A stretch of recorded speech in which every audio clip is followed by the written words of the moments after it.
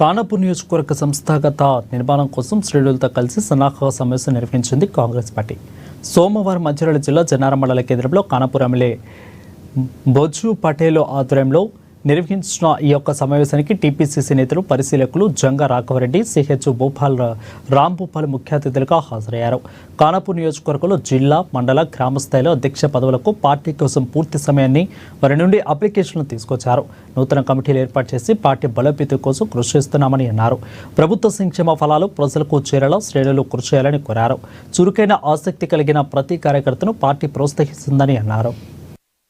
కానాపూర్ నియోజకవర్గంలోని జన్నారం మండల కాంగ్రెస్ పార్టీ నాయకుల సమావేశానికి గౌరవ శాసనసభ్యులు ఎడమ బొజ్జు పటేల్ గారి నేతృత్వంలో పార్టీని బలోపేతం చేసుకోవడానికి గ్రామ స్థాయిలో, మండల స్థాయిలో, జిల్లా స్థాయిలో ఎవరైనా పార్టీకి పనిచేయడానికి, సమయం కేటాయించడానికి ముందుకొచ్చే వ్యక్తులుంటే వారి ద్వారా అప్లికేషన్స్ తీసుకొని నూతన కార్యవర్గాన్ని ఏర్పాటు చేసుకొని రాబోయే రోజుల్లో కాంగ్రెస్ పార్టీని బలోపేతం చేసుకోవడానికి ఇక్కడికి విచ్చేయడం జరిగింది.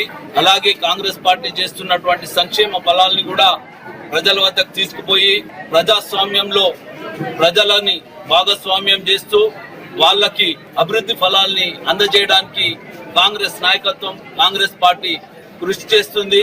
దాంట్లో భాగంగా చురుకైన వ్యక్తుల్ని అధ్యక్షులుగా నియమించుకోవడానికి నేడు ప్రజాస్వామ్యం పార్టీలో కూడా ప్రజల చేయడం కోసం పార్టీ మమ్మల్ని ఇక్కడికి ఇన్ఛార్జ్గా పంపడం జరిగింది.